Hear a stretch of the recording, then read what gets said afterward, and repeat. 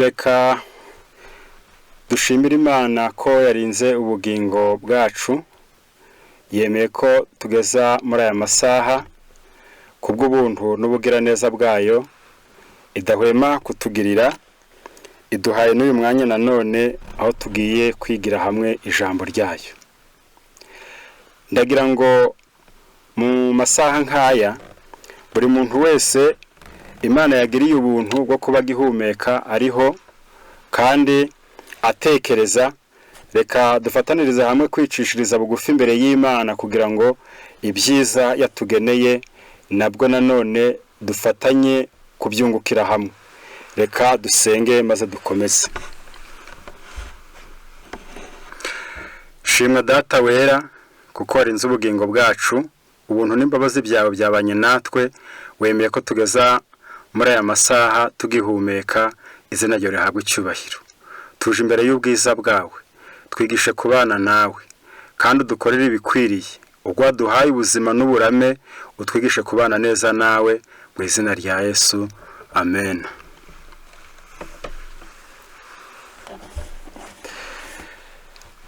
Reka muri uyu mwanya tuganirire hamwe ijambo ry'Imana ritubwira ngo kwirinda ni ihame ryera.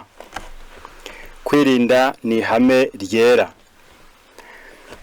Kuri uyu mwanya cyangwa muri uyu mwanya tuhagazemo, reka dufatanirize hamwe kurebera hamwe insanganyamatsiko ngari, ariko turi buvuge mu mwanya utari muremure. Kwirinda ni inshingano yera. Iyo bavuze ijambo kwirinda baba bavuze iki? Kwirinda ni ukwibuza ibishobora kwangiriza ingingo zacu, kandi nanone kwirinda kutadushoboza gukoresha cyangwa se gukora ku rugero, cyangwa se niba ari ugukora, niba ari ukurya, niba ari ukunywa, niba ari iki.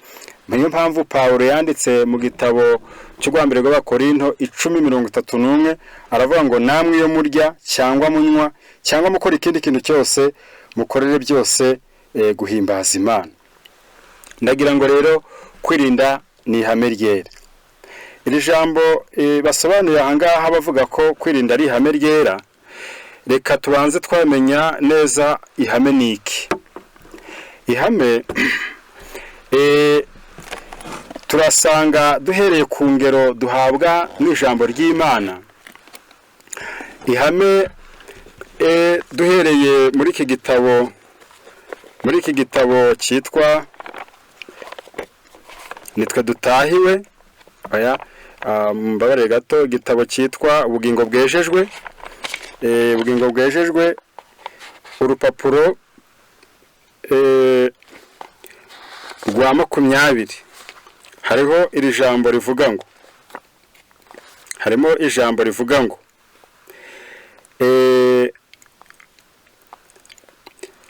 Daniel yahuye n'ibishuko bikomeye bishobora kwibasira abasore ba none, ariko yabaye umunyakuri ku nyigisho z'iyobokamana.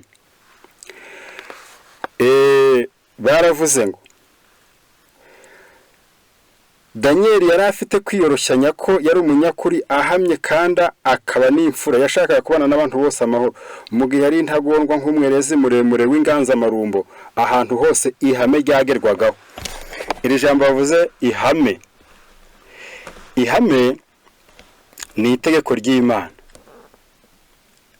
ariko nanone turarushaho kubyumva tusomye mu gitabo cy'intambara ikomeye paji ya 51, aho mu gihe cy'abavudu ba mbere bavuze neza yuko ihame ryari rikomeye, ryari rifite imbaraga, ryari rikomeye kuruta amazu, imirima, inshuti, ababyeyi ndetse n'ubuzima.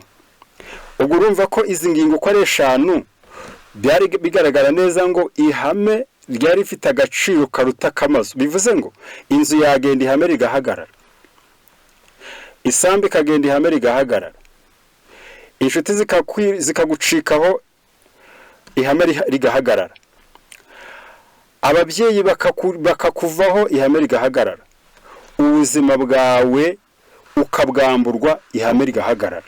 Niyo mpamvu iyo dusomye mu batubanjirije bizeye ijambo ry'Imana, umwuka w'Imana bashoboza guhagararira amahame barayapfira, ndetse uzasanga nko mu gitabo cyitwa icyo gitabo cy'intambara ikomeye 174 bari gusoma ngo baranditse ngo gusoma Bibiliya, gutega amatwi abayisoma, kuvuga ibiyerekeye, kuririmba cyangwa gusengera hiherereye, ngo ibyo byose byahanishwaga igihano cyo kwicwa utwitswe.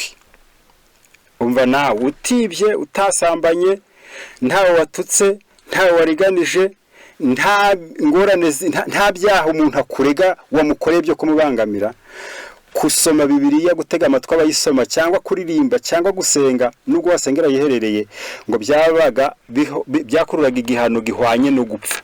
Noneho icyo igihe cyose umuntu yashyirwaga imbere iryo hame, aho ati njyewe mbivuyemo, ndihakanye ndetse kumvira Imana, kuko ijambo ry'Imana igihe cyose amategeko y'abantu yabaga azamuwe hejuru y'Imana, abantu b'Imana bahagarara bakemera gupfira iryo hame, kuko ihame ryabo kwari ukubaha Imana kuruta abantu. Niyo mpamvu utazira ko wibye, utazira ko watukanye, utazira ko wambuye, utazira ko wakoze ibindi bikorwa biciriweho iteka byose, byonyine ukazira ko wubashye Imana, kuko Imana icyubahiro cyayo wagishyize hejuru, abantu bashatse kukimanura kizamura, byonyine iki jambo ry'Imana ryavugiye mu kanwa kayo byari bihagije guhinduka ihame ryayo, kuko byaruta ijambo ry'Imana ryo riravuga ngo aho kugira ngo agace na kamwe k'inyugute kaveho, byarutwa nuko ijuru n'isi byavaho. Ndavuga ngo agace gato k'inyugute yo mu mategeko y'Imana, aho kugira ngo kaveho, byarutwa ijuru rikavaho n'isi kavaho. Murumva ko itegeko ry'Imana rirakomeye, ryatumaho kugira ngo riveho uyu munsi, ijuru ryavaho, isi kavaho, n'ibiriho birumvikana. Murumva rero ko Imana itegeko ryayo rirakomeye. Niyo mpamvu itegeko ry'Imana ryo hame ryayo riravuze ngo noneho ihame ry'Imana ni ukuyumvira, ni ugukunda mugenzi wawe nk'uko wikunda, ugakundisha n'Uwiteka umutima wawe wose. Ubwo biba bihagije kugera ku ihame. Niba ukundisha Uwiteka umutima wawe wose n'ubugingo bwawe bwose n'ubwenge bwawe bwose, kandi ugakunda mugenzi wawe nk'uko wikunda, birahagije. Ayo niyo mategeko n'ibyahanuwe. Niyo mpamvu kwirinda ni ihame ryera. Noneho kwirinda kugizwe n'ibyo twibuza cyangwa se tubuzwa. Ijambo ry'Imana rirategeka ngo ibi ntibikorwa, ibi ntibikorwa, ibi ntibigomba gukorwa, ibi ntibigomba kuribwa, ibi ntibigomba kunyobwa, imyambarire nk'iyi ntigomba kubaho. Noneho iyo umuntu yemeye kumvira ijwi ry'Imana rigira ibyo rimubuza, aba yirinze. Noneho ibyo twemererwa nabyo tugaba dusabwa kubikoresha, ariko ku rugero rukwiriye. Hari igihe twarya ibyo kurya byiza bitakwangiriza ingingo zacu, ariko tukabirya mu gihe kitari cyo, ingano idakwiriye. Niyo mpamvu n'ibyo dukoresha twemererwa tubikoresha ku rugero. Noneho kwirinda ni ihame ryera. Ndagira ngo iri jambo ryo kwirinda tujye mu gitabo cya Petero, harimo ijambo tuza kureba. Igitabo cya Petero,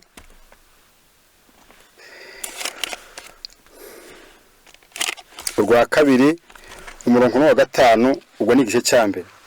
Ibyo bari byo bituma mugira umwete wose, kwizera mukongereho ingeso nziza muzongereho kumenya mukongereho kwirinda mukongereho kwihangana mukongereho kubaha Imana.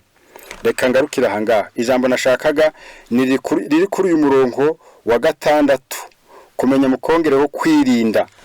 Uku kwirinda kuko ari ihame ryera, niko dusabwa kugira ngo twitondere turebe icyo kwirinda kumaze. Noneho uku kwera rero mu gitabo cy'Abatesalonike Abatesalonike turasoma mu gice cyaho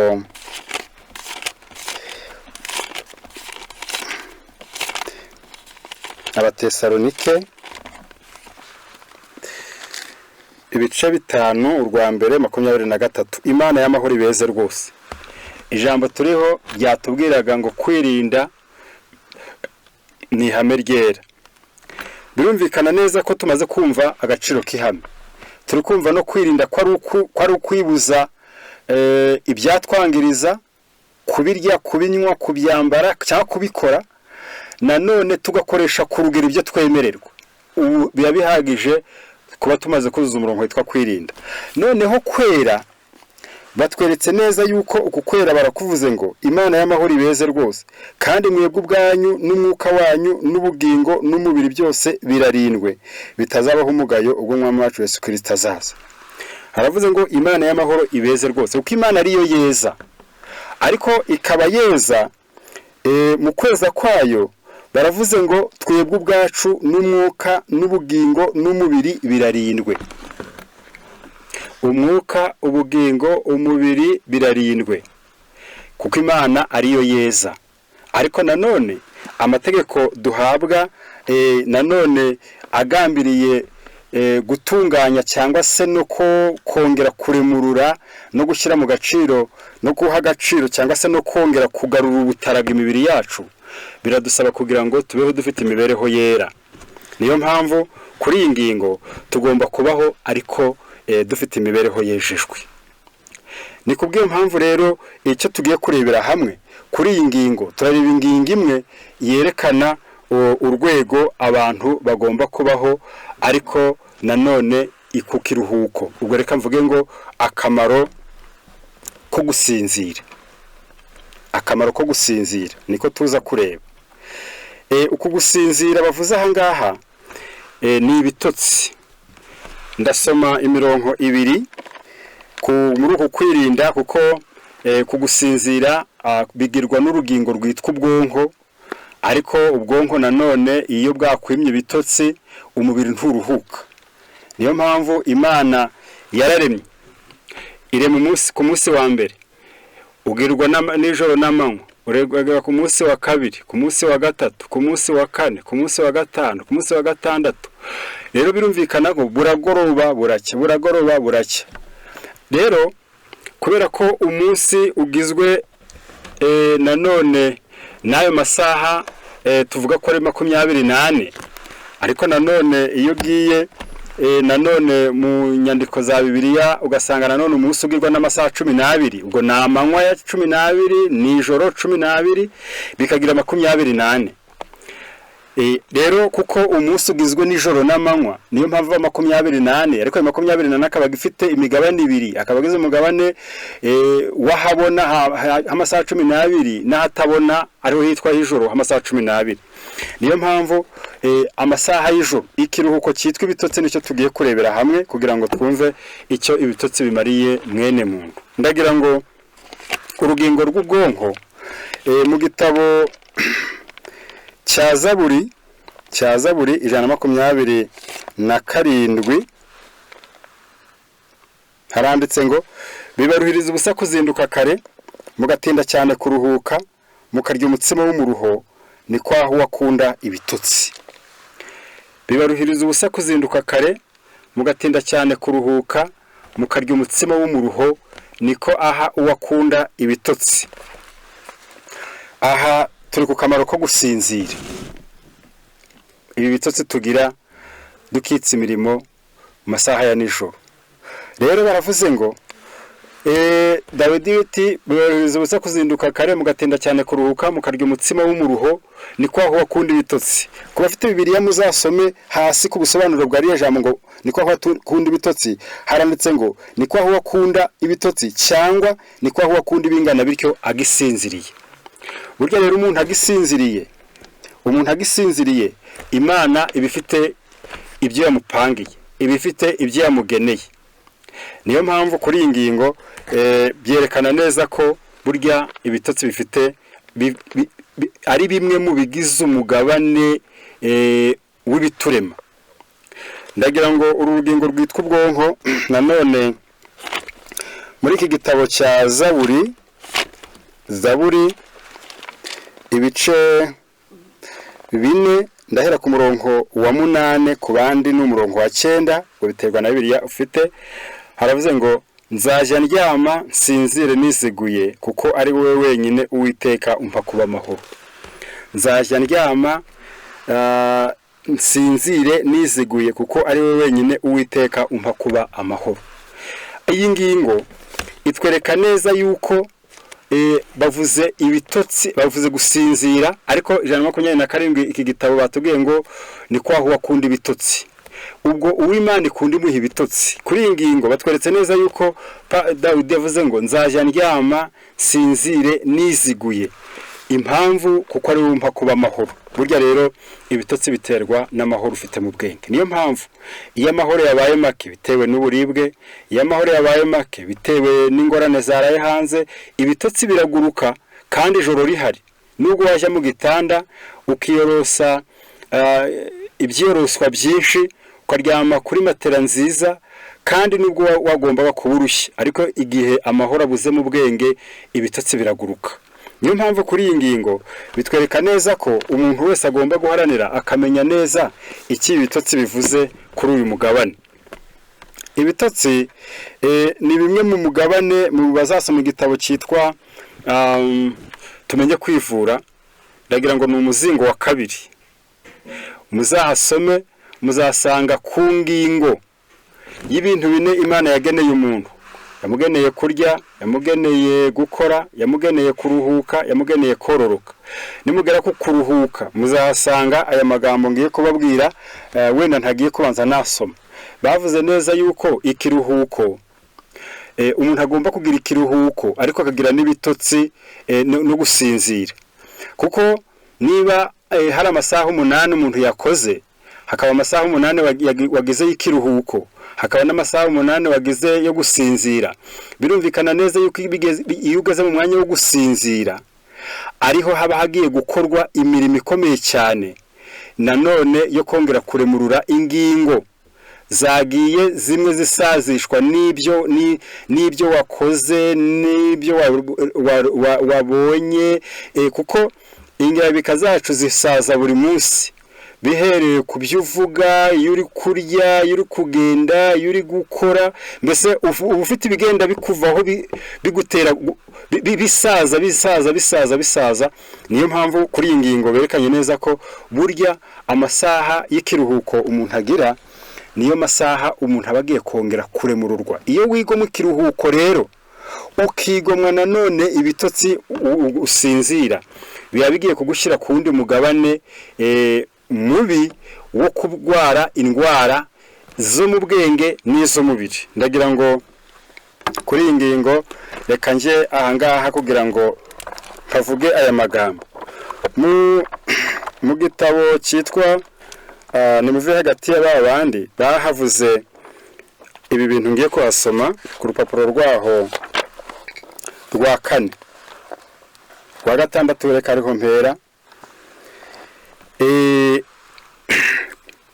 Baravuze ngo igihe turimo gikangurira abasore kutaruhuka bihagije cyane nijoro, bitewe no kwiga nijoro, akazi k'ijoro, ubucuruzi bw'ijoro, kuzinduka kare cyane, urusaku rwinshi, hamwe na hamwe telefone, interinete, radio, televiziyo, utubyiniro n'amafilimi.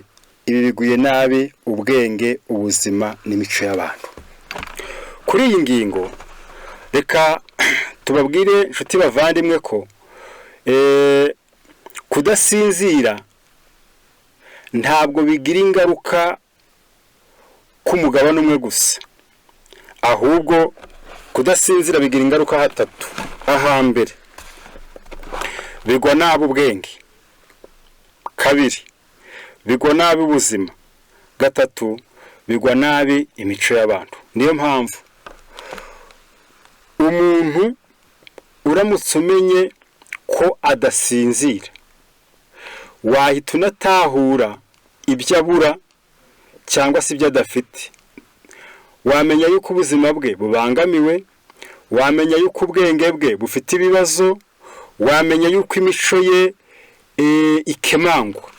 Niyo mpamvu ibyo byose tubisuzumira mu kudasinzira, bitewe nuko iyi si irimo ibibazo byinshi bituma abantu biruka ku mibereho, irimo ibibazo byinshi bituma abantu badashobora kuryama ngo basinzire, cyane ko hariho bimwe abantu bitera, ibindi bakabiterwa n'igihe.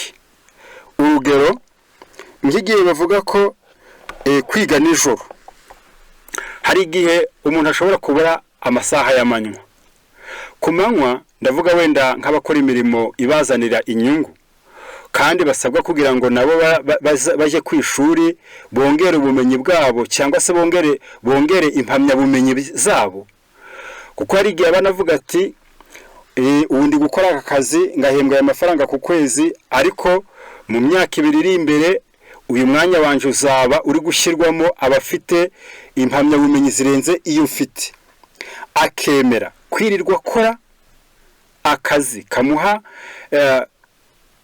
umushahara cyangwa se imibereho ya buri munsi, haba nijoro akajya kwiga kugira ngo abone nanone uko yongera impamyabumenyi bwe ye, kugira ngo atazaza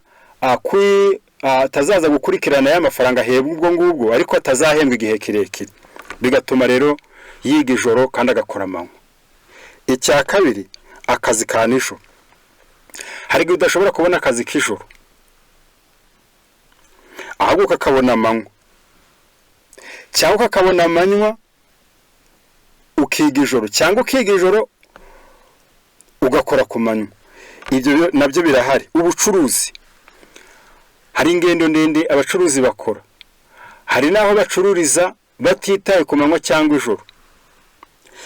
Hari nanone abantu basabwa kuzinduka kare bitewe n'impamvu z'ibyo bagiyemo, hari urusaku rwinshi rwaho ukorera. Hari igihe waba utuye ahantu umuntu akazaza akashyira imirimo ye, yashyira imirimo ye bigasaba ko aho akorera imirimo ye hazaba hahora ibyuma bisakuza. Icya mbere, tuzahimuka. Icya kabiri, ntibazafunga, ahubwo bakarara bacuranga, kuko wenda nabo babyemererwa muri ibyo bihe bitewe n'impamvu runaka. Noneho hari za telefone, noneho hari ibyo abantu bitera. Hari igihe ushobora kujya kuri telefone atari ibibazo mu by'ukuri uvuze ko ugiye gukemura, ahubwo ari uko ari wo mwanya uba ubonye kiri gukora, ariko haba ku mugoroba telefone nayo ikaba igeze mu mwanya wo gukoreshwa. Abo wabuze ukuvugana nabo mu gitondo, abo wabuze umwanya wo kuhamagara kuri ayo manywa, ukaba ubonye umwanya wa nimugoroba cyangwa se w'ijoro. Abenshi bakarara ku matelefone. Kabiri, nanone abandi bakajya kuri za interineti. Ubwo niba ari abakora ubushakashatsi, niba ari abakora ibindi bishobora kuzanwa nuko wayigiyeho, ubwo abona abandi. Gatatu, hari za radiyo na za televiziyo. Abandi nabo ugasanga bibaye buryo, ugasanga umuntu mu by'ukuri yaba radiyo araryamye ariko aryamye curanze, cyangwa se televiziyo bitewe n'iriya ikara cyangwa se n'urumuri ruba yuririmo, hari n'igihe uyitumbira umwanya cyangwa se urugingo rushinzwe gutara ibitotsi narwo rukagira intege nke, bigatuma umuntu ashobora kugera mu masaa 6 cyangwa saa 7 ari kureba. Bamwe bakaba bari mu mipira, abandi bakaba bari mu bindi, abandi bakaba bari mu bindi, nuko arangiza. Ariko byose bitewe no kudasobanukirwa n'icyo wangiriza icyo ngicyo, nacyo kikaba giteye ikibazo mu isi. Hari utubyiniro ndetse n'amafilime, ibi nabyo abantu benshi cyane cyane mu rubyiruko bari kubyiteza. Noneho baravuze ngo ibi byose biguye nabi ubwenge, ubuzima ndetse n'imico y'abantu. Icyitonderwa, baravuze ngo kuremwa kw'imvubura ya insuline mu rwagashya bigabonekaho 30% iyo utasinziriye bihagije cyangwa ngo uruhuke neza. Kuremwa kw'imvubura ya insuline bigabanukaho 30% iyo utasinziriye neza. Se ni ryari bavuga ko umuntu atasinziriye neza? Hepfo baravuze ngo iyo umusore asinziriye amasaha hagati ya 4 na 6 y'ijoro ahomba 40% y'isukari igenewe amaraso. Iyo umusore asinziriye hagati y'amasaha 4 n'6, bamwe hari igihe baryama saa 6 bakabyuka saa 10, abandi bakaryama saa 6 bakabyuka saa 12, bakaba bayatandatu, abandi bakaryama saa 4 saa 8 bitotsi bikaba biragiye, bakaba bagiye mu matelefone. Ariko baravuze ngo iyo umusore cyangwa se ukiri muto asinziriye hagati y'amasaha 4 n'6 y'ijoro ahomba 40% y'isukari igenewe amaraso. Kugarura izo mbaraga zazimijwe no kudasinzira neza bisaba gusinzira bihagije amajoro 6. Amaraso akeneye amasukari ku rugero rwayo rukwiriye n'amasukari akwiriye. Amasukari tuvuze aha ngaha ntabwo ari isukari mvaruganda.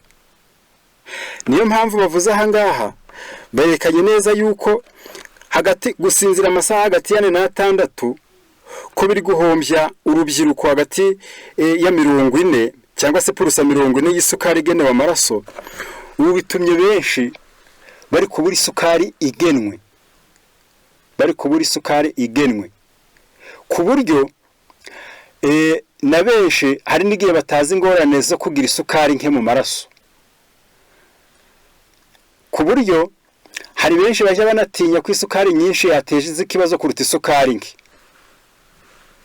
Ntabwo ari byo, ahubwo n'isukari nke nayo icyo bavuze ngo tutexemove, ikintu cyose kirenze urugero ni kibi, ariko nanone n'ikintu cyose kiri hasi y'urugero nacyo ntabwo gikwiriye. Niyo mpamvu aya masukari hari igihe twabisoma ukavuga ngo niba ari isukari yabaye nke mu maraso ngo none ngo nta kibazo, ngo amasukari ngo ikibazo ngo ni isukari nyinshi. Oya, ibi nabyo bishobora gutera ikindi kibazo ndetse gikomeye kigiye no kurenza kiriya.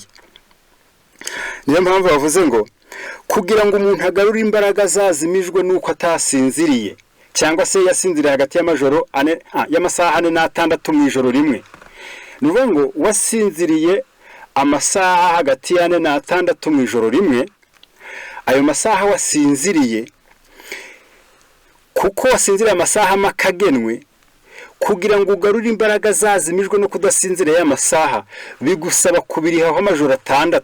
Uko niko bashatse kuvuga ko muri iyi nyandiko amajoro 6 kandi usinzira ku masaha agenwe. Noneho kudasinzira bihagije byongera imisemburo ngengamubiri itera guhangayika. Umuntu yahangayika, imisemburo ngengamubiri yongera guhangayika yakwiyongera bitewe nuko umuntu atasinziriye. Kutaruhuka bihagije bitera ubwonko kwibuka.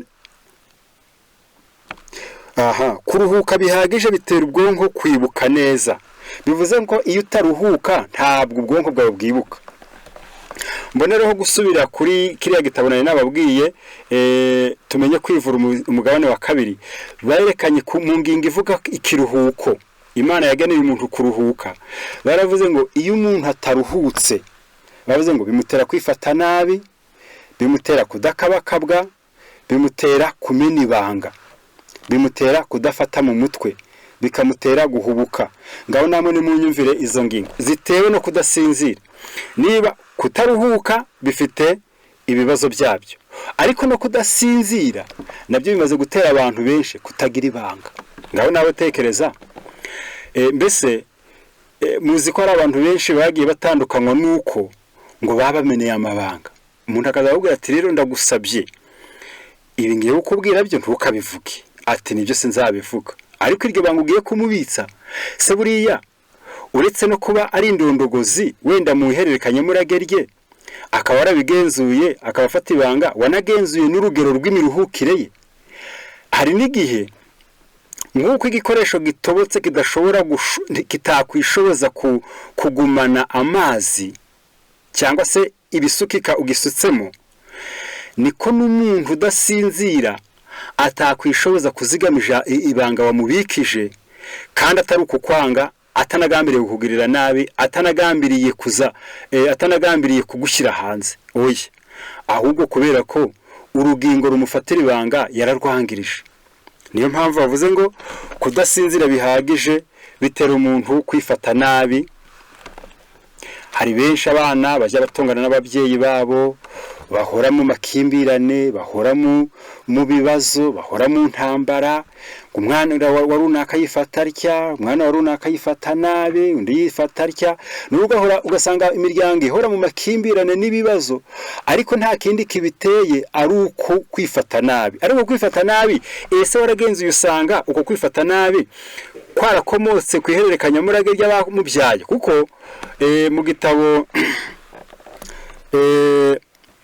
gitabo kimwe baraje kwandika baravuga ngo ihumure ry'abizera, baje kwandikamo amagambo bavuga ngo umuntu agomba kugenzura ihererekanya murage rye, indemano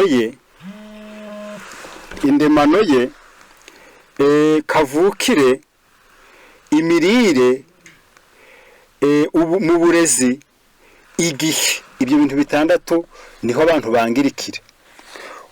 Wakwangirizwa n'igihe, wakwangirizwa n'imirire, wakwangirizwa na kavukire, wakwangirizwa naho warerewe, wakwangirizwa n'ihererekanya murage ry'abakubyaye.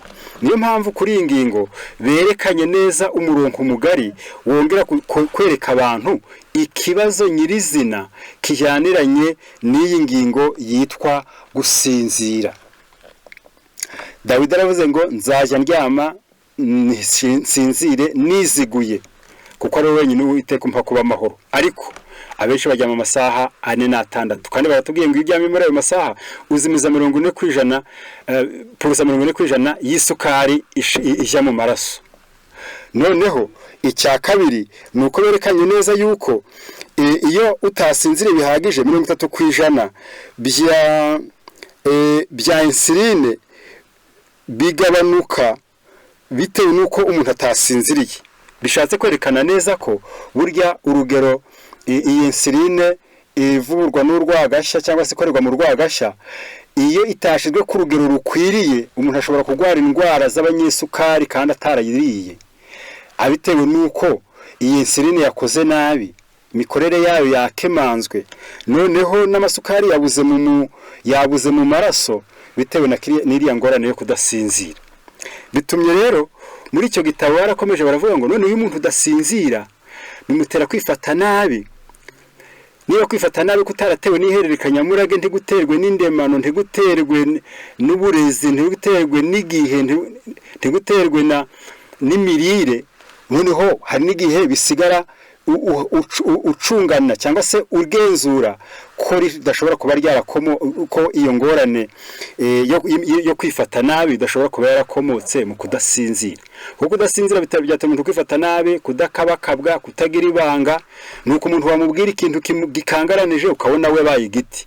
Rero ni byiza ko abantu basobanukirwa n'ingorane abantu bakomora mu kudasinzira. Gusinzira rero bigizwe n'umugabane mwiza wo kuturema.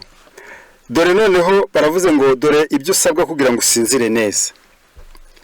Jya uruhuka amasaha 7 kugeza ku 8 buri joro. Iyi ni inama. Turi ku ijambo ritubwira ngo kwirinda ni ihame ryera. Noneho jya uruhuka amasaha 7 kugeza ku 8 buri joro. Igicuku ubwo mu yandi magambo saa 6 z'ijoro niko banditse, kije gisanga urangije nibura amasaha 2 n'igice kugeza kuri 3 uryamye. Ngaho mumfashe kubudukurikirana. Hano baravuze ngo jya usinzira amasaha 7 n'8 buri joro. Ubwo yaba 7 ku rugero wenda rw'abantu bakuze, yaba 8 ku rugero rumanutse hepfo ho gato, ariko nanone baravuze ngo bigakorwa buri joro.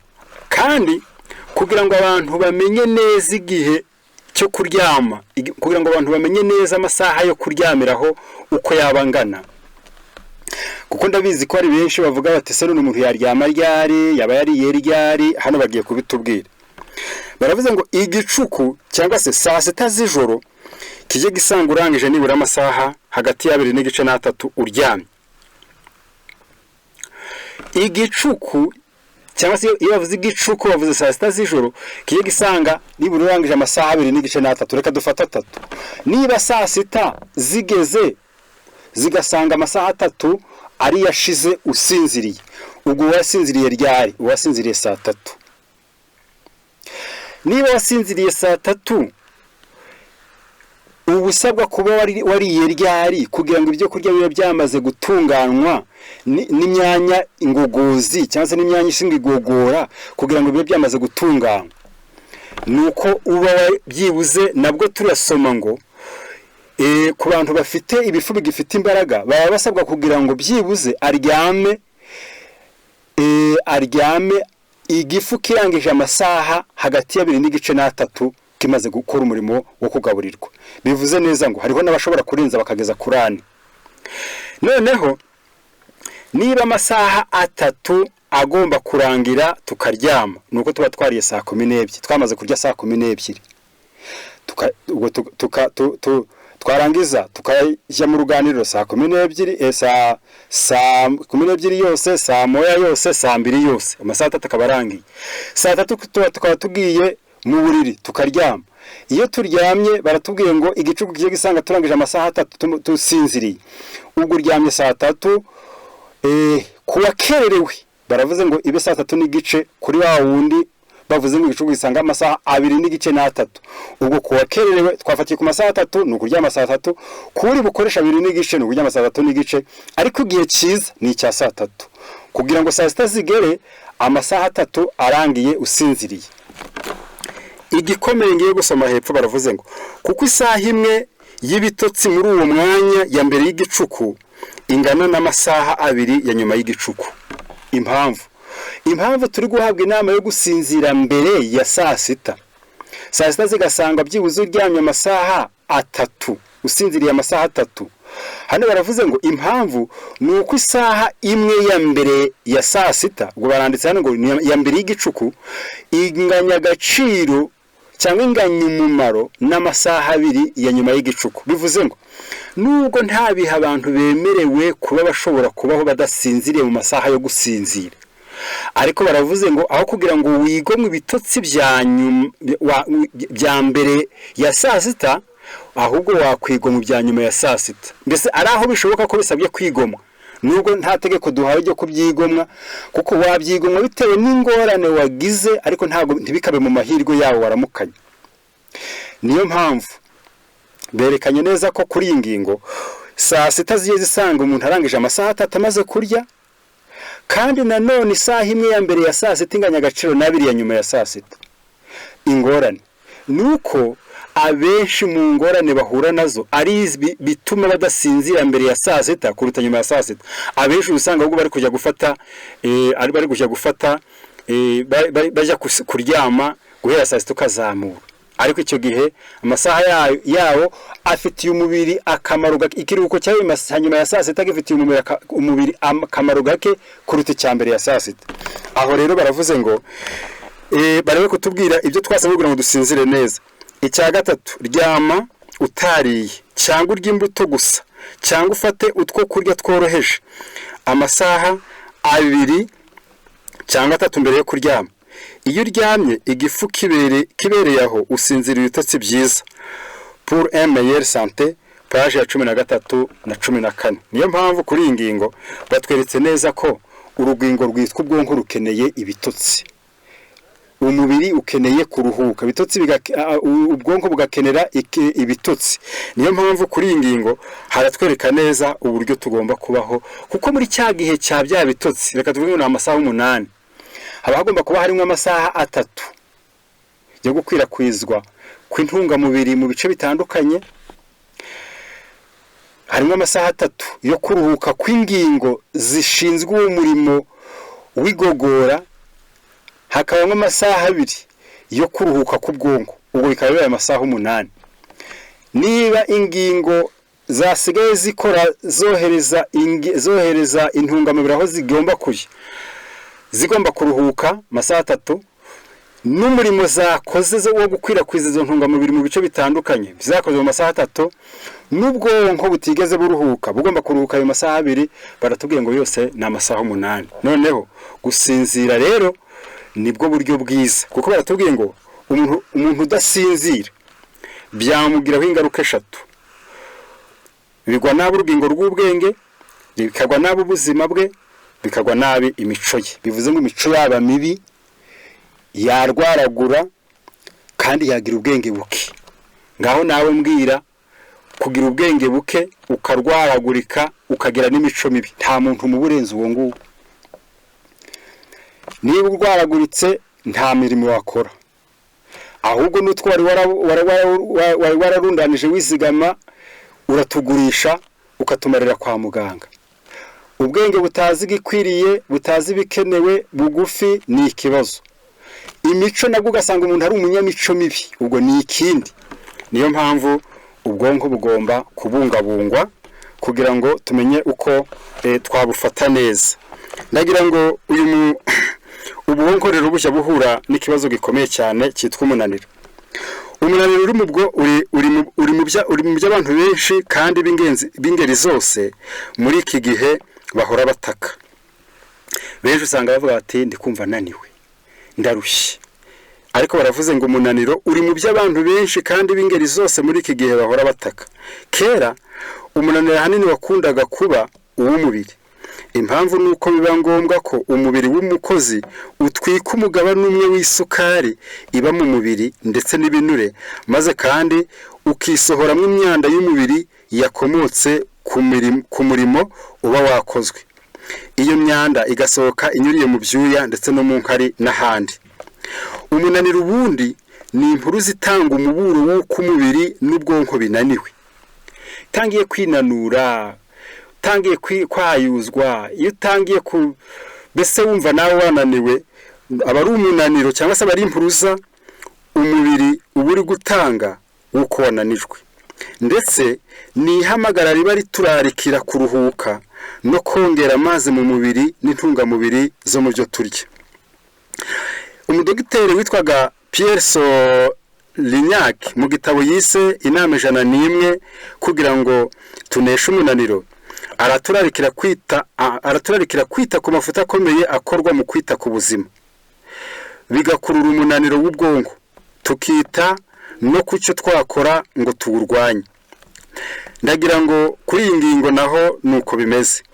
Igaburo rya mu gitondo ridahagije niryo ntandaro y'umunaniro uterwa no kumanuka k'urugero rw'isukari mu maraso, iyo bise hypoglycemie.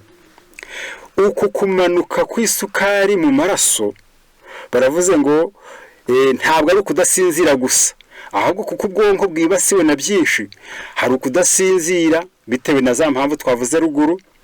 Icya kabiri ni uko hari igihe umuntu aba yafashe igaburo rya mu gitondo ariko ridahagije, nabyo bijya bimanura rwa rugero rw'amasukari. Iyo bigeze mu masaha ya kumanywa niho iyo sukari cyangwa se niho kugabanuka kw'iyo sukari kuba kugeze ku rugero rwo hasi. Noneho yarakomeje aravuga ati kurya byinshi ku manywa nabyo bikaribwa nabi, uri gusakuza nta mutuzo ufite, ahubwo ibyo ufite utekereje ibyo utegereje isaha ku yindi, bigakurikirwa no gucika intege. Abenshi rero nanone gwari gihe bashya bari ariko bari kurira mu rusaku, bamwe bakarya abandi bari gusakuza, abandi hari ibyuma bivuza amajwi, birimo imbyino, birimo iki, ugasanga ubwo rusaku ruriho. Ibyo nabyo biri kugwa nawe urugingo rwitwa ubwonko. Noneho nubwo byamenyerewe na rubanda, abantu bakabifata nkaho ari ntacyo bibatwaye, ariko kirahari, wabyemera cyangwa wabyanga. Ingero nyinshi hanze aha, inzoga yitwa gahuzamiryango, ariko wayinyoye ntabura kuvurungana na rubanda n'ab'umuryango, ikamunyaga umutungo n'ubuzima, akarwara umwijima, ubwonko bugashegeshwa ndetse n'ibindi. Umunywi w'itabi ntibibura kumukururira kanseri yo mu kanwa cyangwa se yo ku minwa, iyo mu kanwa, iyo mu muhogo, iyo mu bihaha, rikamumarira imbaraga z'ubwonko. Umubyeyi akaba yakuramo inda cyangwa akabyara atagejeje igihe, yaba avutse ku gihe nabwo akaba ari muto cyane, akaba yanapfa akiri uruhinja. Uwurinywa ku giti cye nawe bishobora gutera udufuka tw'umwuka mu bihaha gusandara, akarwara iyo bise emphysème pulmonaire. Noneho bigatuma umutima nawo ugira icyo kibazo.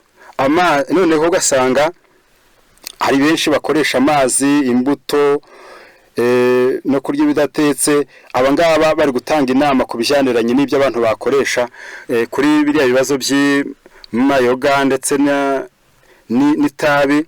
Abenshi ngo basabwa kujya bakoresha amazi, abandi bakoresha imbuto, abandi bagakunda kurya ibyo kurya cyane cyane biribwa bidatetse, nabyo birabafasha cyane.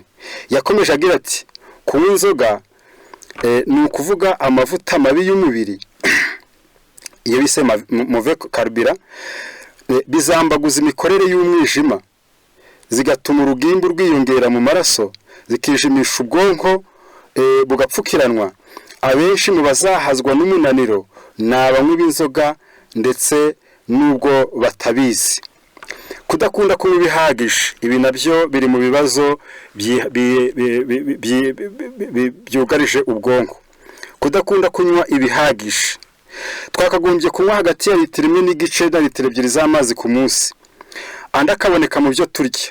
Benshi niba abagore batajya bakunda kunywa amazi, ibinyobwa byongera imbaraga mu mubiri ndetse no mu bwonko. Kugira gahunda nke mu mirimo ya kumanywa, nko kubyuka ukererewe maze ukabura igihe gihagije cyo kwitegura kujya mu mirimo, bigatuma witegurana ihubi. Byari bikwiriye guteganya igihe gihagije cyo kwitegura kujya mu kazi, gufata igaburo rya mu gitondo, gukora isuku y'umubiri, kwituma n'indi miteguro ya mu gitondo ibanziriza imirimo. Uko amajyambere yiyongera ni nako n'imirimo y'amaboko y'umubiri igenda igabanuka, maze imirimo isaba imbaraga zo mu ntekerezo iyo ikarushaho kwiyongera, ari nako umunaniro w'ubwonko n'intekerezo wiyongera. Kuko bivugwa na dogiteri iyo bise Shoshalid, yaravuze ngo uwo munaniro ntubura no kumvikanira mu ngingo z'umubiri zose. Uwo munaniro w'ubwonko ntutuza. Mu gitondo iyo ugikanguka ukubitana n'ibikangura ingingo zishinzwe kumva, amaso, amatwi, uruhu n'amazuru. Kubera urusaku rudatuza rwo mu mihanda, imashini, amatangazo n'indirimbo binyura mu ndangururamajwi nini, ubu indirimbo zabaye ikiyobyabwenge cyangiza umubiri kinyuze mu matwi. Ibyo dusabwa guhanga amaso nabyo biriyongera. Za televiziyo, ordinateri bikabera umutwaro imboni y'ijisho, bikayinaniza bidasize n'ubwonko. Ikindi gikurura umunaniro wo mu ntekerezo ni imibereho mibi, nko kubabuza akazi, umushomeri, umunaniro w'abakuriye abandi mu nzego z'imirimo. Wa mudogiteri wise Pierre Solignac yaravuze ngo umuntu wa none ni indembe y'umunaniro nyamara we ntiyiyizi. Umuntu wa none ni indembe y'umunaniro nyamara we ntiyiyizi. Umunaniro ni umurinzi w'ubwonko. Ingingo tugezeho ni uko umunaniro ari umurinzi w'ubwonko. Hano baravuze ngo kandi si byiza kuwima amatwi, kuko ugusunikira kuruhuka bitaba ibyo ukaba wakurizamo no gupfa. Bitewe n'umunaniro, utugingo fatizo tw'ubwonko duhagarika imirimo yatwo, tugasigara duhatira umuntu kuruhuka asinziriye, maze tukabona uko twikuramo uburozi. Bitabaye ibyo, utwo tugingo dushobora gupfa. Ibitotsi ni kimwe mu bitabara ubwonko. Philosophie de la santé, page 128. Ikiruta byose ni ikiruhuko gihagije n'ibitotsi. Ni imituruti yindi yose. Ikiruhuko gihagije n'ibitotsi ni imituruti yindi yose yagenewe ubwonko. Kwirinda ibigutesha umutwe byose, kwenderanya no kurakazwa n'ubusa, bisesagura imbaraga zacu zo mu bwonko. Kuko witwa dogiteri Solignac yabivuze, ukunda kwenderanya yiturwa kwenderezwa. Uwihanganira abandi kandi akabifuriza ibyiza aguranirwa guhabwa agaciro no gukundwa. Arakomeza agira ati birashoboka kuvuga byose, ariko icy'ingenzi ni uburyo bivugamo. Tuvuga ibyo dushaka kuvuga, dutuje n'ijwi ritikakaza. Twige gutegera abandi amatwi.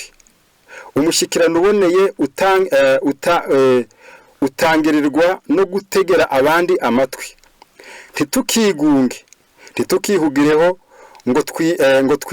ngo twiziringitire mu bipfunyitse mu mitima yacu.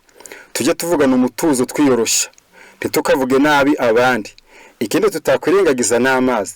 Amazi ashyushye araruhura kandi akananura umubiri, cyane cyane iyo uyiyuhagiye. Ariko kandi mujye mwirinda kwiyuhagira amazi ashyushye cyane, kuko ananiza umubiri n'intekerezo. Amazi nanone afutse ananura ingingo, atuma amaraso agenda neza, atuma umuntu yiyumvamo akanyamuneza cyane cyane iyo ukarabye mu maso. Amazi akonje bitari cyane yongerera umubiri imbaraga. Kunywa amazi ashyushye buhoro washizemo ubuki n'indimu ni ingenzi mu gitondo ukibyuka. Imyitozo ngororamubiri nayo ni imwe mu miti y'ibanze irwanya umunaniro wo mu bwonko, cyane cyane iyo ukoresheje amaguru. Kugenda mu misozi bituma umubiri winjiza neza umwuka mwiza uhagije ukagera no mu bwonko. Witwa Dr. Bernard we atubwira ko siporo iruta izindi ari ukugenza amaguru.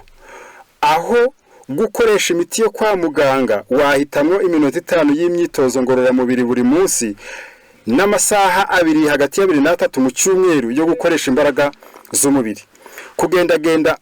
Kugendagenda uhagaze neza wemye udahese intugu cyangwa umugongo ukagenda ugororotse bigira umumaro wo kwinjiza neza umwuka mu mubiri no gukoresha neza ubwonko, bikadufasha kwibuka neza. Ni byiza gukoresha no gutoza ubwenge kugira ngo bugumane ubushobozi bwabwo aho kugwa ingese. Ni ingenzi kwitoza gusoma ibyiza, gusubiramo ibintu kenshi, kuririmba ibyiza uranguruye n'ijwi. Ibyo bifasha urugingo rwitwa ubwonko. Ikindi ni byiza gukunda gukoresha amatunda ndetse ukaba wagena iminsi 2 mu cyumweru ugafata ubwoko bune bw'amatunda mu gitondo na nimugoroba, cyangwa se ubwoko bune bw'imbuto wongereho ibinyampeke nk'ingano, sezame. Zo ntiziribwa nijoro izo sezame. Isukari igasimbuzwa ubuki. Hari n'ibiribwa n'ibinyobwa bikize kuri vitamine zo mu gatsiko ka B, cyane cyane B ya mbere, B ya kabiri, B ya gatandatu, B ya 12 n'izindi vitamine C, A, PP n'ibindi bya ngombwa ubwonko bukeneye. Iyo ubwonko bubuze vitamine A na D bugira imivurungano mu mikorere yabwo. Iyo ukoresheje ubwonko cyane amaraso abamo menshi bugashyuha, ukagira ingorane yo kubura ibitotsi no kuribwa mu mutwe bitewe n'imyanda irimo yatewe no gukora cyane. Ibi rero ndagira ngo mwabyumvise. Muri ya vitamine ubwonko bukenera harimo vitamine A ikomoka mu mboga rwatsi, muri karoti, muri epinari, mu bijumba, mu mashu, mu mutonore w'ibishyimbo, mu runyogwe ndetse n'inyanya. Noneho iyo vitamine yabuze umuntu ntabona neza nijoro, amaso aratukura, amaso aba yumaganye, uruhu rwe umuntu ararwara uruhu, koroha kw'agahu gatwikira amenyo ndetse n'ishinya, kubura ipfa igihe cyo kurya, gukora nabi kw'imvubura ya tiroyide n'umwijima, kubura igikuriro. Tubibutse kandi ko irinda kanseri. Uwayibuze bimutera gukira biruhanije iyo akomeretse. Byatuma yandura indwara vuba iyo atafite vitamine A. Kuba yarwara za karikire cyangwa se imisenyi yo mu miheha y'impyiko no mu ruhago mugasaba kindurwe ndetse n'iy'umwijima. Ibi byose bifasha urugingo rwitwa ubwonko. Ubwonko ntabwo bukenera ibyo gusa, bukenera vitamine B ya mbere yo bise thiamine ikomoka mu binyampeke bimeze ibinyampeke bimeze, bigakomoka mu muceri, bigakomoka mu matunda cyane cyane amaronji cyangwa se amashereka n'amata y'inka, umutonore wa soya, lentille cyangwa se ubuki. Ingorane mu kubibura habaho imivurungano mu bwonko, bikarangwa no kuribwa umutwe rimwe na rimwe w'uruhande rumwe. Ubundi umuntu akagira ibijaganyiro mu ntoke no mu birenge, guhondobera, kugira ibyuya birenze urugero nta mpamvu igaragara, kugabanuka k'ubushyuhe bw'umubiri. Habaho n'izindi mvururu mu nzira y'ibyo kurya birangwa no kubura ipfa ryo kurya, iyo bise anorexie, kugira iseseme, kuruka, kugabanuka kw'imisemburo yo mu gifu n'amara, bigakorana intege nkeya, kwituma impatwe, noneho hakabaho n'ibindi. Ndagira ngo ibi byose ni ingorane zo kubura vitamine vitamine B ya mbere. B ya kabiri nayo ifasha ubwonko, ikomoka muri za ngano zimeze mu buki, muri bisamande ndetse na avoka. Iyo byabuze igikuriro kirabura cyane cyane mu maboko n'amaguru, ingingo zishinzwe kubona zikagira ibibazo, hakabaho gukanyarara k'uruhu. Nanone ubwonko bugakenera vitamine B ya gatandatu ikomoka mu binyampeke n'imboga n'amata n'igitoke n'amatunda na avoka na peshe n'ibihumyo na noix ndetse n'ubuki na soya. Ibyo byose gakenera B ya 12, gakenera ikomoka nanone muri za shufurere mu ngano zimeze no muri spirulina ku bazizi. kubazibuze bikabatera imivurungano mu mikorere y'ubwonko, mu irema ry'amaraso, bigende neza, kugabanuka kw'amaraso ku rugero ruhanitse. Nanone ubwo bwonko bukaba bukeneye vitamine PP iyo bise acide nicotinamide ikomoka mu binyampeke, mu mbuto n'imboga. Reka rero wenda tugarukire hafi, ariko tubabwira neza yuko buri muntu wese naharanire kugira ngo iri hame ryera ryitwa kwirinda Imana iridukomerezemo. Niyo mpamvu umwanditsi Pawulo yavuze ngo ariko mwebwe ubwanyu umubiri n'umwuka n'ubugingo birarindwe bitazabaho umugayo kugeza ubwo Umwami wacu Yesu Kristo azaza. Reka muri uyu mwanya Imana dushoboze kuzirikana iri hame, kandi twumvise neza yuko bitazagarukiraho gusa, ahubwo bigira ingaruka mu buzima bw'abantu, mu mico yabo, mu bwenge ndetse no mu mubiri. Kandi tukeneye natwe kuba turiho dufite ubwenge buzima budushoboza kubana n'Imana, tukagira imibiri mizima idushoboza kwigirira umumaro, ikaduha imico myiza idushoboza kubana neza n'abandi. Nibyo bitatu tuzakura mu isi: ni imibiri mizima idushoboza kwigirira umumaro, ni ubwenge buzima budushoboza kubana n'Imana, ndetse nanone n'imico myiza idushoboza gushobokana cyangwa se kubana na bagenzi bacu. Imana y'amahoro ibane namwe mwese, kandi iri hame ryera rikomeze kuba ihame rikorera mu ngingo no mu mibiri yacu ndetse no mu bwenge, kugira ngo tuzahakure ubuhamya bukomeye cyane bw'uko Imana yakoze ibikomeye bitewe no guhagararira ihame ryo kwirinda, natwe Imana ikarinyuriramo kugira ngo idukorere ibikwiriye byose yasezeraniye abubahiriza amahame yayo. Imana ribidushoboze mu izina rya Yesu, amen.